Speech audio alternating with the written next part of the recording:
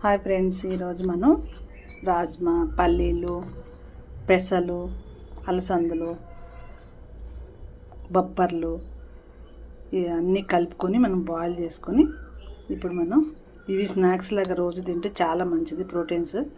ఇప్పుడు మనం ఇవన్నీ కలిపి నైట్ నానబెట్టుకోవాలి. ఓవర్ నైట్ అంతా నాననిచ్చి తెల్లారి వడకట్టుకొని దీన్ని ఒక 5 విజిల్లు వచ్చే వరకు బాయిల్ చేసుకోవాలి కుక్కర్లో.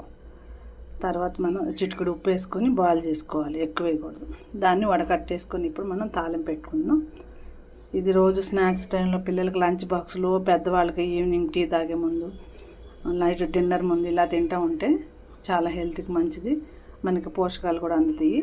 ఇప్పుడు మనము ఇంకా ఏమేమి కావాలో చూద్దాం. కొంచెం ఉల్లిపాయ, పచ్చిమిరపకాయ, కరివేపాకు, ఇంకా తాలింపు దినుసులు వేసుకుందాం.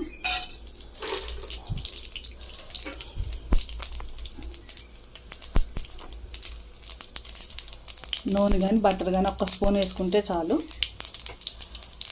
మనం ఇప్పుడు ఉల్లిపాయ, టమాటా, కరివేపాకు, పచ్చిమిరపకాయ ఇలా లైట్గా ఒక్క ఉడకడానికి చేసి పచ్చి లేకుండా, పచ్చిగా కూడా ముక్కలు చాలా టేస్టీగా ఉంటాయి. ఇప్పుడు వీటిల్లో కొంచెం ఒక నిమ్మకాయ కలుపుకొని కొంచెం చిటికెడు ఉప్పు, కారం వేసుకోవచ్చు, లేదంటే మిరియాల పొడి కొంచెం సాల్ట్ చల్లుకోవచ్చు. అట్లా చాలా సూపర్ టేస్ట్ ఉంటుంది.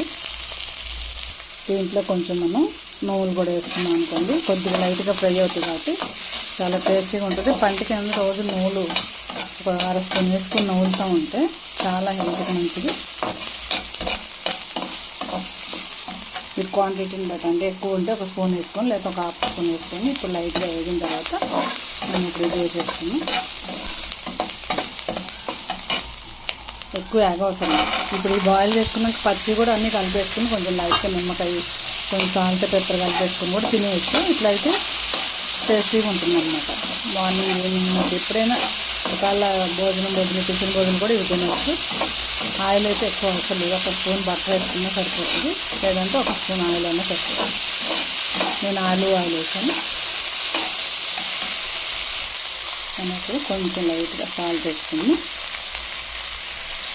లైట్గా కారం వేసుకున్నాం, కొంచెం చిటికెడు పసుపు వేసుకున్నాం. పసుపు కంపల్సరీగా దేంట్లోనే వాడుకుంటే హెల్త్ మంచిది.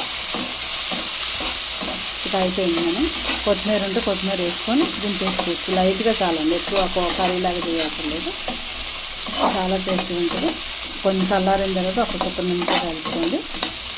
ఇంత క్వాంటిటీ అంటే 1/2 ముక్క అయితే సరిపోతుంది. కొంచెం పల్లీలు కూడా, మీకు వేయించిన పల్లీలు కూడా వేసుకోవచ్చు. నేనైతే ఆల్రెడీ బాయిల్ చేసి